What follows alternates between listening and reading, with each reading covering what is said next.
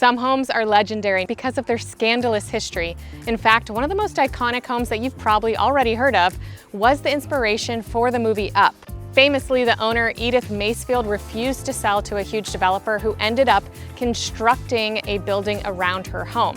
Unfortunately, Edith's home has fallen into disrepair over the last 20 years since her passing, but it still stands, and for some, it's a symbol of strength, and for others, it's a symbol of stubbornness. But it got me thinking about other homes that are built around some type of emotion. So today, we're gonna go visit the famous Seattle Spite House. Hi, Rob. Hey, Jenna, great to meet you. Yeah, thanks for meeting me here to take me through this unique home. Yeah, it's the Montlake Spite House. Yeah, so this is the, I'm guessing, the thin end of the home? This is the small end of the house, so this is 55 inches wide here. It's smaller than my arms. This was the original home. It's been remodeled since then, and then this is the Spite House that was built in front of it way back when. So the history of the Spite House is really interesting. It was built in 1925, so we're celebrating its 100th birthday anniversary this year as well.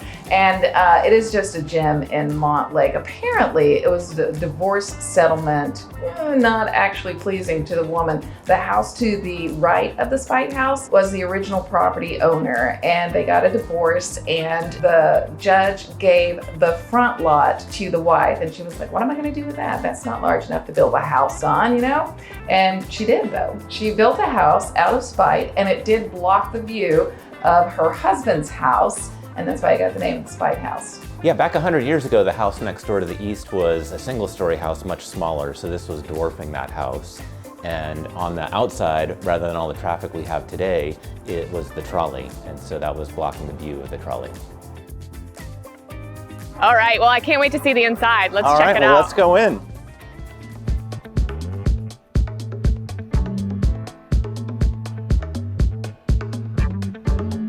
As we come into the mudroom, it's got a great place to sit and take off your shoes, store stuff under here. It doesn't have coat hooks here, but it'll be a perfect place for them.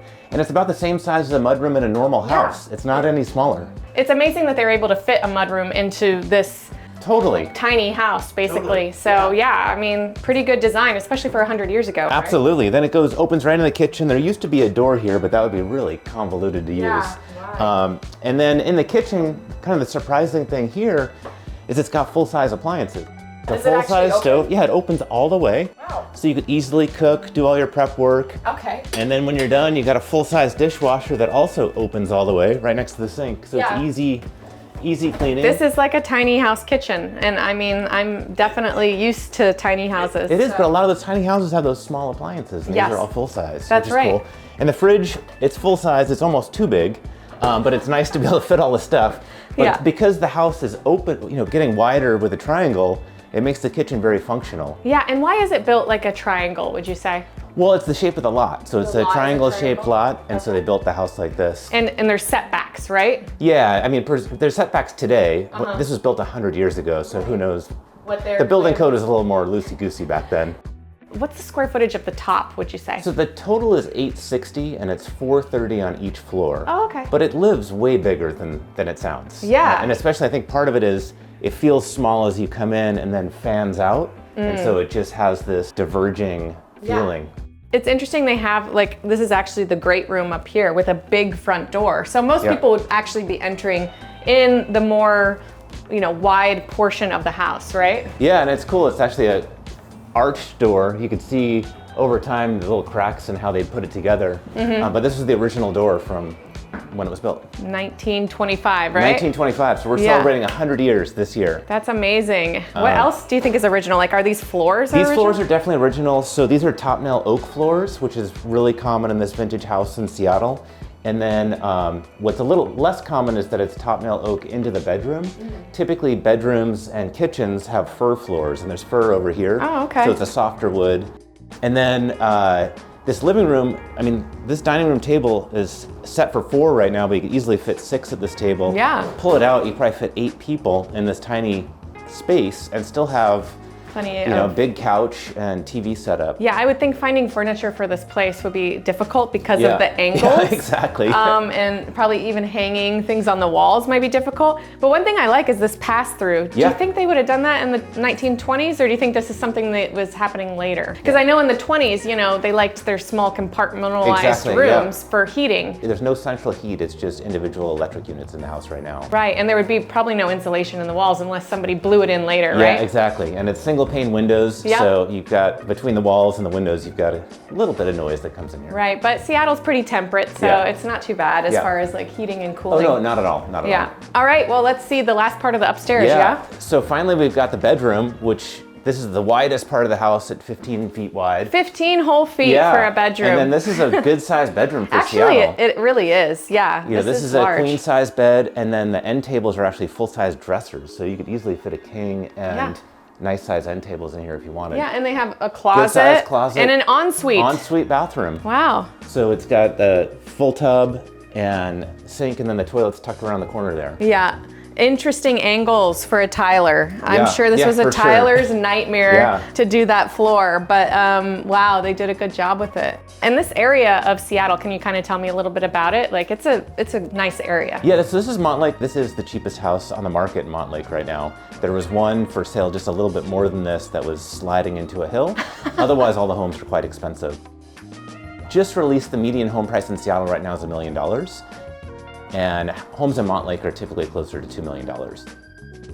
It's a really amazing location because University of Washington is just across the Montlake Bridge.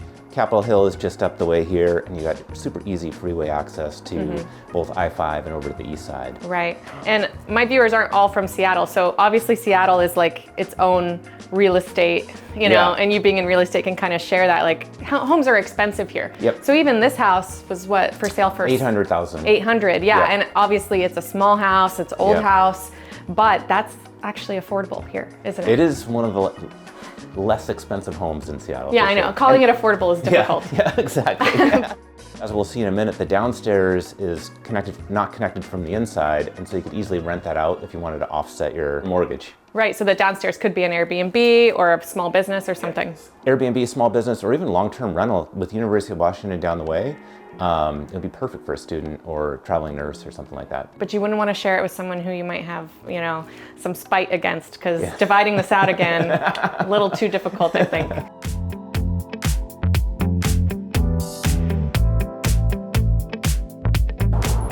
All right, now we're in the lower level. So it feels like almost being in a boat. It sure does. Yeah. So the sleeping area, it's not really a bedroom because there's not a real door, but the sleeping area feels like you're in the bow of a boat. So we got the bed set up here, some more storage. It's built on this incline, because is that just the way it's on a hill a little bit? Okay. Yep. And it's sort of basement on this side and then daylight on that side.